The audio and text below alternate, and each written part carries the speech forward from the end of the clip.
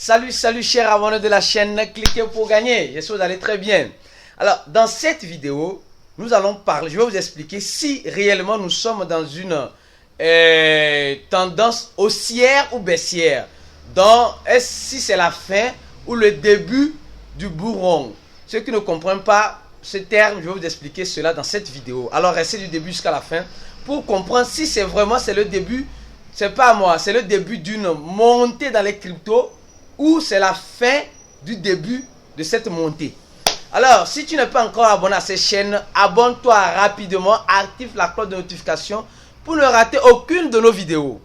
Alors, cette vidéo, je tiens à vous dire clairement et simplement que je ne suis pas un analyste spécialisé dans les cryptos. Mais il y a certains événements qui nous font croire que c'est le début ou c'est la fin de la saison haussière des crypto-monnaies. Alors donc, c'est quoi le bourron? Voilà, c'est quoi le bourron? Voilà, d'abord, voilà.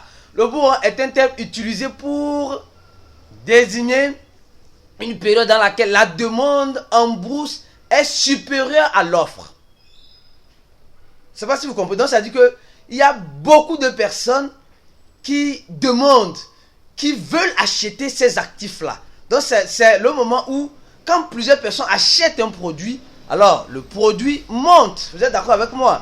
Et si le produit se fait de plus en plus rare, alors elle va monter. Alors, depuis quelques jours, nous avons remarqué une chose. Le Bitcoin ne cesse de monter. Et il y a certains qui disent c'est le début du bourron. Certains qui disent souvent la fin du bourron commence comme si c'était un début. Alors nous allons expliquer cela dans cette vidéo selon les événements qui se passent au quotidien. Alors je vous invite aussi à rentrer dans ce groupe Telegram. C'est un groupe Telegram d'auto-formation. Si tu veux apprendre plus ou bien voilà, partager ton expérience aussi. Alors ce groupe-là est un groupe réservé pour toi. C'est un groupe gratuit où tu ne paies rien pour avoir ton auto-formation de façon gratuite. Alors donc, mais faites attention aux arnaqueurs qui viendront dans vos inbox, qui disent que ils se font passer pour les administrateurs. Faites très attention. Alors revenons sur le sujet. Alors, depuis quelque temps, les crypto-monnaies, il y a du vert un peu partout. Et le rouge se sentit rarement. Alors, comme je vous ai expliqué le bourron, d'abord vous devez vous poser la question. Qu'est-ce qui se passe? Ceux qui sont abonnés à ces chaînes-là, on vous explique tout. La Russie impose le Bitcoin à l'Union européenne et ici, voilà, la FMI est sur les cryptos, voilà, le pouvoir de la FMI sur les cryptos. Et quels sont les avantages? Quelle est la grande nouvelle? Donc, si vous n'êtes pas encore abonné à cette chaîne, vous ratez assez d'informations importantes. Alors, la Russie a envahi l'Ukraine. Et voilà, la Russie a reçu des sanctions. Et même, on a même fait une vidéo ici. Ici, regardez cette vidéo-là. Voici quelques raisons pour lesquelles 2022 serait l'année des cryptos.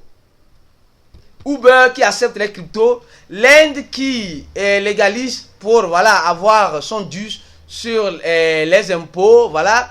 Et etc. Le Salvador qui légalise le Bitcoin comme monnaie officielle, etc.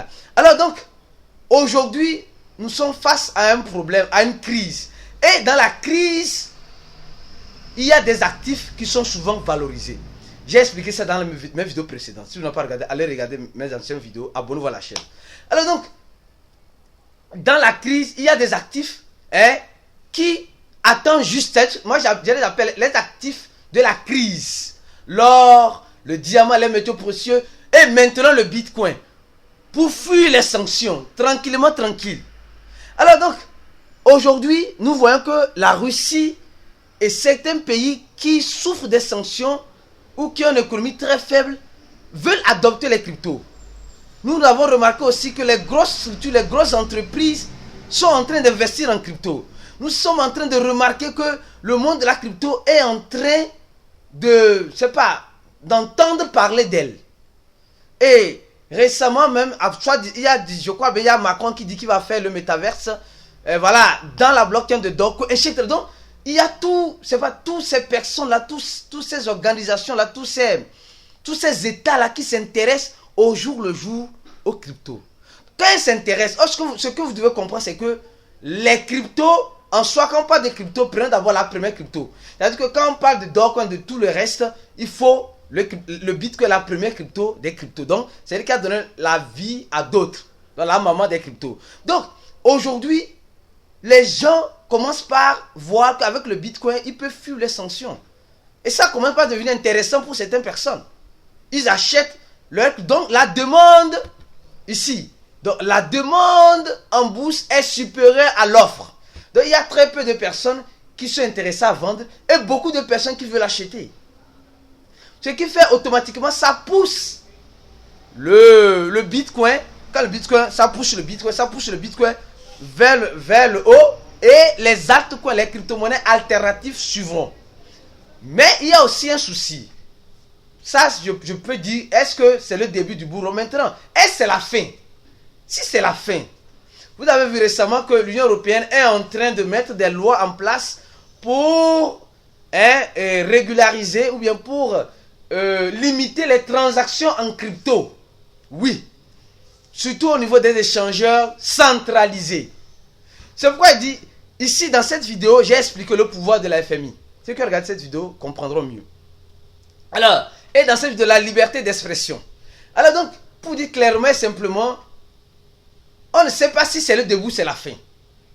Mais dans cette vidéo, je tiens à vous dire peut-être, moi je crois que c'est le début. C'est le début du bourreau. Et l'erreur, j'ai dit peut-être c'est le début ou peut-être c'est la fin. J'ai donné les deux arguments. Donc, si l'Union européenne veut sanctionner les échangeurs centralisés, tout cela, les gens auront peur, ils iront vendre. Et là, ça serait la fin. Mais, l'erreur, maintenant, j'ai parlé du début de la fin. L'erreur que les gens font dans le bourron, que ce soit le début ou que ce soit la fin, c'est qu'ils courent précipitamment aller vendre leurs crypto-monnaies sans avoir vu s'ils sont en bénéfice ou s'ils sont en perte. Faites très attention. Dans le bourron, n'essayez même pas d'aller. Vous avez vu une crypto-monnaie qui est dans le rouge, vous allez la vendre parce qu'une est en train de monter. C'est l'erreur que les gens font. Donc, voilà ce petit conseil que j'ai voulu vous donner. On se dit à la prochaine vidéo. Je ne vais pas être très long. Donnez un j'aime à la vidéo, laissez un commentaire et ciao.